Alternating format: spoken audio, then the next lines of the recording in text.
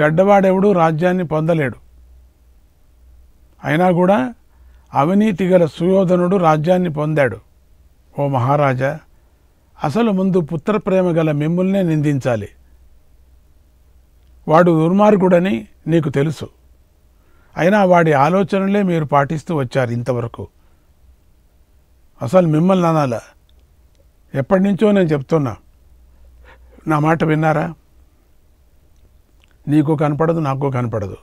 ఎవరు చెప్తున్నానో నాకు తెలియదు, ఎవరు చెప్తున్నారో నీకు తెలియదు. ఎందుకంటే ఇద్దరు గుడ్డోళ్ళు. ఏం చేసేది? ఇప్పుడు ఆ సుయోధనుడు కామక్రోధాలకు వశుడై ఉన్నాడు. లోభంలో చిక్కుకొని పోయి ఉన్నాడు. అతన్ని ఇప్పుడు బలవంతంగా వెనక్కి మరల్చటం వీలు కాదు. మూఢుడు, అజ్ఞాని, దుర్మార్గుడు, లుబ్ధుడు, దుష్టమిత్రులు కలవాడైన దుర్యోధనుడికి అధికారం ఇచ్చినందుకు దాని ఫలితాన్నే ఇప్పుడు మీరు అనుభవిస్తున్నారు. ఏ రాజైనా తన వారిలోనే విభేదాలు రావటాన్ని ఉపేక్షిస్తాడా? తన వారితో విభేదాలు తెచ్చుకున్న వారిని చూసి శత్రువులు నవ్వుకుంటారు కదా. సామధాన భేదోపాయాలతో ఏదో ఒకదానితోనే పూర్తి అయ్యే విషయాన్ని ఎవరైనా దండాన్ని ప్రయోగించటం దాకా తెచ్చుకుంటారా? అంది గాంధారి. తర్వాత విదురుడు గాంధారి ధృతరాష్ట్రుల ఆజ్ఞ మేరకు దుర్యోధనుడిని సభలోకి తీసుకొని వచ్చాడు. మళ్ళీ వెనక తట్టు తోకలాగా వాళ్ళంతా వచ్చారు. ఎక్కడ పోతే అక్కడ తోక, పెద్ద తోక అది. అప్పుడు దుర్యోధనుడి కళ్ళు కోపంగా ఎర్రగా ఉన్నాయి. అప్పుడు అతడు పాములాగా బుసలు కొడుతూ ఉన్నాడు. తల్లి మాట వినాలని సభలోకి వచ్చాడు.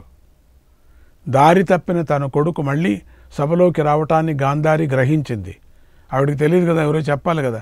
వచ్చాడని. వచ్చాడా? నాయన వచ్చాడు, మంచి పని చేశాడు. సభలోకి రావటాన్ని గాంధారి గ్రహించింది. అతన్ని పొగుడుతూ శాంతిని కోరుకుంటూ ఇలా అంది, నాయన, నా ముద్దు కుమారా, నా ఆనంద కుమారా, నా సొగసైన కుమారా, నా ప్రేమ వలకపోసే కుమారా, నాయన దుర్యోధన. ఎంత సన్నగా మాట్లాడుతుందో. నా మాట వినప్ప, మా నాయనే నా మాట విను. ఇది నీకు నీ వారికి మేలు చేస్తుందయ్యా. భవిష్యత్తులో కూడా సుఖాన్ని కలిగిస్తుందయ్యా. మీ తండ్రి భీష్ముడు, ద్రోణుడు, విదురుడు, కృపుడు చెప్పినట్లుగా చేయవయ్యా. వారి మాట వినయ్యా. కామక్రోధౌ హి పురుషం అర్థేభ్యో వ్యపకర్షతః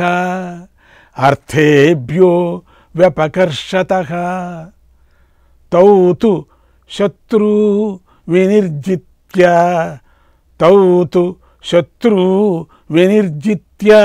రాజా విజయతే మహీం.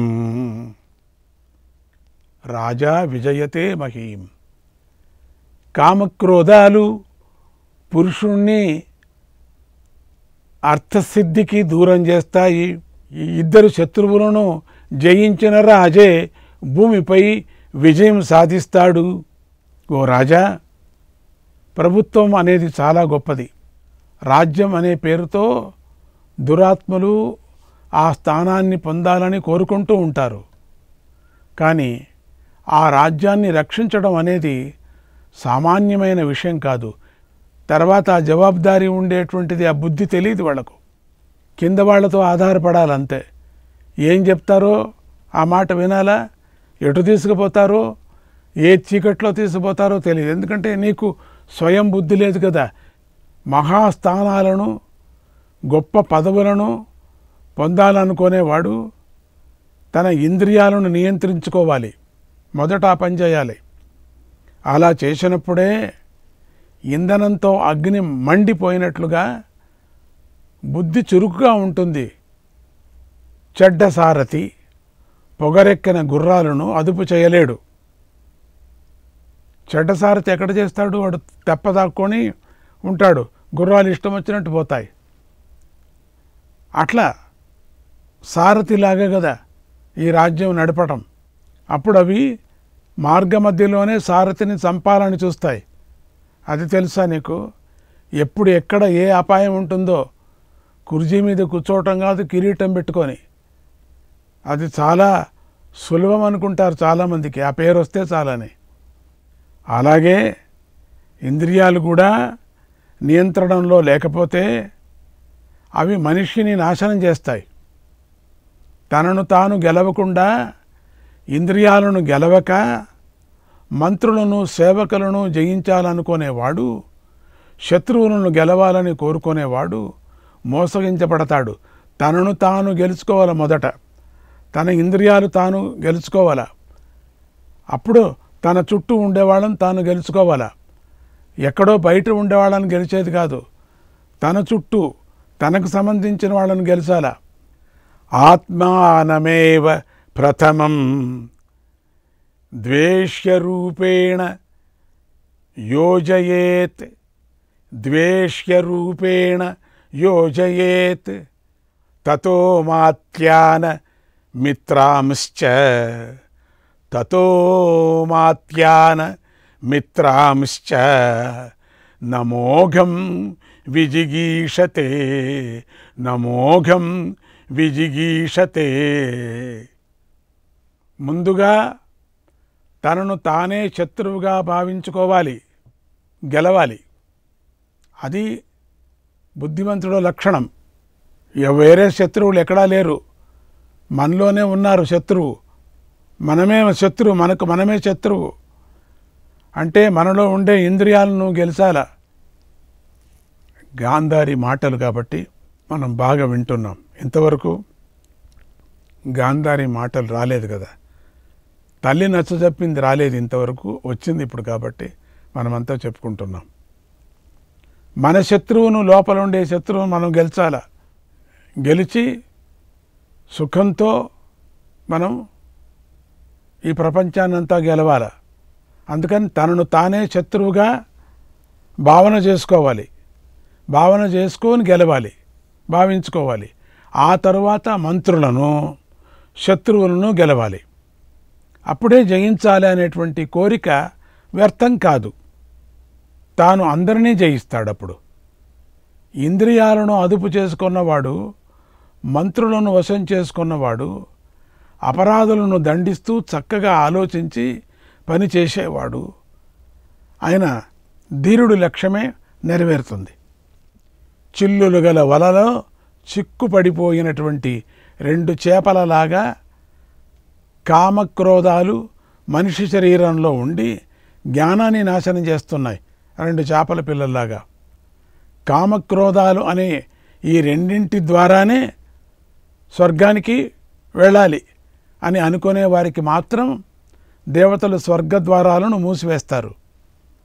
కామక్రోధాలు దీంతోనే వెళ్ళాలా, ఇదే జయిస్తుంది, ఇదే సర్వస్వం అనుకునే వాళ్లకు స్వర్గద్వారాలు మూసివేస్తారు. దాంతో ప్రయోజనం లేదు. ఆశపడి దాంట్లో బెల్లం వేసుకొని విషం తాగినట్టుగా ఉంటుంది. దాంట్లో ప్రయోజనం ఏముంది? విషంలో బెల్లం వేసుకొని బాగా చక్కెరగా ఉందని తాగితే ఏం ప్రయోజనం? విషమే కదా అది. నువ్వు చెడు బుద్ధితో గెలిచాలనుకున్నావు, అట్లా గెలిచలేవు. అట్లా గెలిచి నువ్వు సాధించలేవు, స్వర్గానికి వెళ్ళలేవు. స్వర్గం లభించడానికి కామక్రోధాలు ప్రతిబంధకాలు నీలో ఉన్నాయి. భోగాశక్తి కలవారి కోసమే దేవతలు కామక్రోధాలను వృద్ధి చేశారు. ఆ దేవతలు కామక్రోధాలను ఎందుకు చేశారు? దేహాశక్తి మీద ఎక్కువ ఆశ ఉండిన వాళ్ళ మీదనే ఎక్కువ చేశారు. అంత పని చేశారు వాళ్ళు. ఎందుకంటే అందరూ స్వర్గానికి రాకూడదు కదా. అందుకని అది చాలా జాగ్రత్తగా ఆ దేహం నుంచి దూరం కావాలి కామక్రోధాలు. కామక్రోధ లోభ దంభ దర్పాలను చక్కగా గెలిచిన రాజే ఈ భూమిని పరిపాలిస్తాడు. మొదట అది గెలుచు. ఈ సమస్త భూమిని పరిపాలించాలంటే ఏం పిల్లాట అనుకున్నావా? ధర్మార్థాలను, శత్రువుల పరాభవాన్ని కోరుకునే రాజు ఎల్లప్పుడూ ఇంద్రియాలను అదుపులో ఉంచుకోవాలి. కామాభిభూత క్రోధాద్వా, కామాభిభూత క్రోధాద్వా యో మిథ్యా ప్రతిపద్యతే యో మిథ్యా ప్రతిపద్యతే స్వేషు చాన్యేషు వా తస్య స్వేషు చాన్యేషు వా తస్య న సహాయా భవంత్యుత.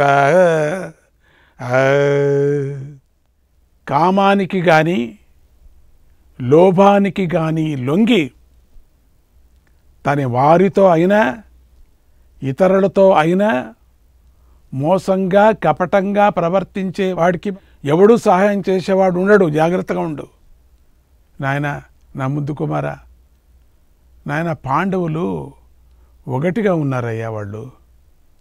వారు బుద్ధిమంతులయ్యా, శూరులయ్యా, శత్రువులను సంహరిస్తారయ్యా. వారితో కలిసి నువ్వు సుఖంగా రాజ్యాన్ని అనుభవించు. ఎంత బాగుంటుంది వాళ్ళతో కలుసుకుంటే. సంధికి వచ్చిన తర్వాత వాడు ఏం అడుగుతారో ఇచ్చేసాయి. 5 గ్రామాలు అడిగారు కదా, పోనీ అదే ఇచ్చేయి. దానికే సంతోషపడతారు.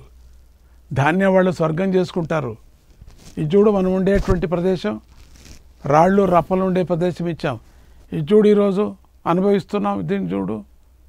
అట్లా వాళ్ళు చేసుకుంటారు. 5 గ్రామాలు ఇస్తే చాలు. వాళ్ళు అంత బుద్ధిమంతులు వాళ్ళు. భీష్ముడు, ద్రోణుడు చెప్పిందంతా సత్యం. శ్రీకృష్ణ పాండవులు అజేయులు. వారినెవరూ జయించలేరు. మహాకార్యాలను శ్రీకృష్ణుడు సులభంగా సాధిస్తాడు. ఆ కృష్ణుని ఆశ్రయించు. ఆయన ప్రసన్నుడైతే ఇరుపక్షాలకు సుఖాన్ని ప్రసాదిస్తాడు. తన మేలును కోరుకునే జ్ఞానుల మాట, పండితుల మాట వినని వాడు, సమయానికి తగినట్లుగా నడుచుకోని వాడు కేవలం శత్రువులకు మాత్రమే ఆనందాన్ని కలిగిస్తాడు. అది తెలుసుకో. ఇక్కడ ఉండేవాళ్ళు పెద్దవాళ్ళ మాటను వినకపోతే నువ్వు శత్రువులకు మాత్రం ఆనందం కలిగిస్తున్నావు అంతే. నాయన, యుద్ధం చేయటంలో శుభం లేదు, ధర్మార్థాలు లేవు. ఇక సుఖమేముంది? సుఖం లేదు. యుద్ధంలో అన్ని వేళలా గెలిపే లభిస్తుంది అనే నమ్మకం లేదు. కనుక యుద్ధం మీద మనస్సు పెట్టకు. ఓ బుద్ధిమంతుడా, అన్యోన్య మైత్రి చెడిపోతుంది అనేటువంటి భయంతో భీష్ముడు, నీ తండ్రి మరి బాహ్లీకుడు పాండుకుమారులకు రాజ్యభాగాన్ని ఇచ్చారు. వారికి రాజ్యభాగం ఇచ్చినందుకు ఫలితాన్ని నువ్వు చూస్తున్నావు కదా. శూరుడైన పాండవుల ద్వారానే ఈ భూమి శత్రువుల వల్ల ఎలాంటి ఆటంకం లేకుండా చేయబడింది కదా. లేకపోతే మేమంతా సుఖంగా ఉండేవాళ్ళమా? నాయన, ఇంకోటి కూడా చెప్తాను చూడు. నువ్వు ఫస్ట్ పిండం వచ్చినప్పుడు నేను చెప్పాను, పోతే చెప్పారు విదురులు వీళ్ళంతా కూడా, ఈ పిండం ఉంటే నాశనం అవుతుంది అంతా కూడా అని. నేను తల్లి అయినటువంటి నా మనస్సు ఆ రోజు నేను చెప్పా, పోతే పోతుంది, తీసేసేయండి వద్దన్నా. కానీ నీ తండ్రి ప్రేమతో ఆ పిండం పెట్టుకున్నాడు. ఆ పిండం పెట్టుకోవటం బట్టే ఈరోజు నువ్వు ఇట్లా తయారావు. అప్పుడు నేను కూడా ఒప్పుకోవాల్సి వచ్చింది. అందుకని ఇప్పుడు చెప్తున్నాను ఆ రోజు రహస్యం. ఇదంతా మనం సుఖంగా ఉన్నాం పాండవుల ద్వారానే. ఈ భూమి శత్రువుల వల్ల ఎలాంటి ఆటంకం లేకుండా చేయబడింది. అది తెలుసా నీకు? మళ్ళీ మళ్ళీ అది జ్ఞాపకం వచ్చింది కాబట్టి చెప్పాను నీకు. ఈ భూమిని నువ్వు అనుభవిస్తున్నావు. నాయన, నా మాట వినరా. ముద్దుగా నిన్న ఆ రోజు మేమేం చేయలేకపోయాం. విదురుడు వీళ్ళంతా చెప్పినప్పటికి కూడా నువ్వు నీ మంత్రులతో కలిసి ఈ రాజ్యాన్ని అనుభవించాలని అనుకుంటే ముందుగా పాండుకుమారులకు అర్ధరాజ్యాన్ని ఇచ్చేసాయి. ఇప్పటికైనా అర్ధరాజ్యం ఇచ్చేసాయి. వాళ్ళదొద్దు మనకు. నువ్వు నీ మంత్రులు జీవించటానికి నీకు రాజ్యంలోని అర్ధభాగం చాలయ్యా. నీకు మేలు కోరేటువంటి వారి మాటలు విను, నువ్వు మేల్కో, కీర్తిని పొందుతావు. నాయనా, పాండవులు శ్రీమంతులు, మంచి మనస్సు గలవారు, జితేంద్రియులు. వారితో యుద్ధం చేయకు. పాండవులతో యుద్ధం నిన్ను గొప్ప సుఖాల నుండి పతనం చేస్తుంది. అర్థమైందే నాయనా? నీకు అర్థమైందే? ఇప్పుడు గాంధారి చెప్పే మాటలు విందాం మనం.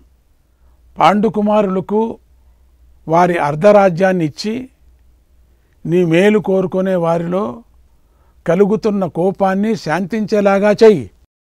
అర్థమైందే? ఇక్కడ అందుకని గాంధారి చెప్తున్నది, నాయనా నా మాట వినరా, సగం రాజ్యం ఇచ్చేయరా, నిన్ను ముద్దుగా పెంచుకున్నాంరా, లేకపోతే ఆ రోజే పోయేవాడివిరా, నీకు మేలు కోరుకునే వారిలో కలుగుతున్నటువంటి కోపాన్ని శాంతించేలాగా చేయరా. వీళ్ళంతా పెద్దలరా ఇక్కడ కూర్చున్నారు, వీళ్ళకంతా కోపం వస్తుందిరా, వాళ్ళంతా శాంతిగా ఉండేటట్టు చేసుకోరా. నీ రాజ్య భాగాన్ని నువ్వు పొందు, నీకు ఎట్లా ఉంది కదా రాజ్యం, చక్కగా పరిపాలించయ్యా. అసలు 13 సంవత్సరాలు పాండవులను రాజ్యహీనులను చేయటమే తప్పు కదా మనం చేసింది. 13 సంవత్సరాలను అవతలకు పంపించేశామే, అనాథులైపోయారే వాళ్ళు. ఇది తప్పు కదరా. అది మహా అపకారం కదరా మనం చేసింది. అది నీ కామక్రోధాల వల్ల ఇంకా పెరిగిపోయింది, ఇంకా ఎక్కువైపోయింది, చల్లారలేదు. ఇప్పుడు సంధితో ఆ అపకారాన్ని సరిచేసుకో, ఇప్పటికైనా దానిని శాంతింపజేయి. ఆ రోజు జరిగినటువంటి సభలో నీకు తెలుసు కదా, ద్రౌపది పెట్టిన శాపము ఏమవుతుందో తెలియదురా. నా మాట వినరా. కుంతీ కుమారుల సంపదలను నువ్వు కోరుకున్నా వాటిని సాధించుకోవటం నీ వల్ల కాదురా. కుంతీ కుమారులు వాళ్ళు మహాభాగ్యవంతులు. కోపస్వభావం గల కర్ణుడు, నీ సోదరుడైనటువంటి దుశ్శాసనుడు కూడా దాన్ని సాధించలేరు. వీళ్ళిద్దరితో కాదురా. కర్ణుడు దుశ్శాసనుడు ఏమో అనుకున్నావు నువ్వు, వాళ్ళిద్దరూ ఉంటే చాలని. వాళ్ళతో కాదు. ఇక భీష్ముడు, ద్రోణుడు, కృపుడు, కర్ణుడు. భీష్ముడు, ద్రోణుడు, కృపుడు, కర్ణుడు, భీమసేనుడు, అర్జునుడు, దృష్టద్యుమ్నుడు, వీరందరూ అలిగితే ప్రజలలో ఎవరూ మిగలరు. అంతే. ఇటువైపు వాళ్ళు అటు చస్తారు, అటువైపు వాళ్ళు ఇటు చస్తారా, ఎవరు మిగలరా. నువ్వు చూడలేవు నాయనా. క్రోధానికి లోను కాకు, సమస్త కౌరవ వినాశానికి పాల్పడకు. నీ కోసం ఈ భూమి అంతా నాశనం కాకూడదు అని పాపం గట్టిగా చెప్తూ ఉన్నది. కళ్ళు తెరచలేదు, గుడ్డిదానిగా మాట్లాడుతున్నది. కొనాకు కోపం వచ్చింది ఆవిడికి. ఓ మూర్ఖుడా, భీష్మద్రోణ కృపాదులు సర్వశక్తులు వడ్డీ యుద్ధం చేస్తారని నువ్వు అనుకుంటున్నావు. ఇది ఇప్పుడు కుదిరే పని కాదు. అర్థమైందా? అట్లంతా సర్వశక్తులు ఏమి కుదరదు అక్కడ. ఆత్మజ్ఞానుడైన వీరి దృష్టిలో రాజ్యం మీదైనా వారి మీదైనా ఒకటే భావం ఉంది. వాళ్ళ మీద, రాజ్యం మీద, రాజ్యం మీదైనా వారి మీదైనా ఒకటే భావం ఉంది. వారికి మీ మీద, పాండవుల మీద ప్రేమ కూడా సమానంగా ఉంది అయ్యా వాళ్లకు. కానీ పాండవుల వైపే ధర్మం మొగ్గు చూపిస్తూ ఉన్నది. వీరంతా నీ అన్నం తిన్నారు కాబట్టి, నీ ఉప్పు తిన్నారు కాబట్టి నీకోసం ప్రాణాలైతే ఇస్తున్నారు పాపం. కానీ ధర్మరాజును మాత్రం చెడుగా చూడరు. ప్రాణాలు ఇస్తున్నారు కానీ ధర్మరాజును చెడుగా చూడరు. ఒక్కరోజు కూడా అట్లా అనుకోరు. ధర్మరాజులో అటువంటి గుణమే లేదు. శత్రువుగా పాండవులను వీళ్ళెవరూ భావించరు. అది బాగా గుర్తుంచుకున్నావు, ఒక్కడే భావిస్తున్నావు. నలోభాదర్థ సంపత్తి, నలోభాదర్థ సంపత్తి నరాణామిహ దృశ్యతే, నరాణామిహ దృశ్యతే తదలం తాత లోభేన, తదలం తాత లోభేన ప్రశామ్య భరతర్షభ, ప్రశామ్య భరతర్షభ. శ్రీకృష్ణాయ పరమాత్మనే నమః.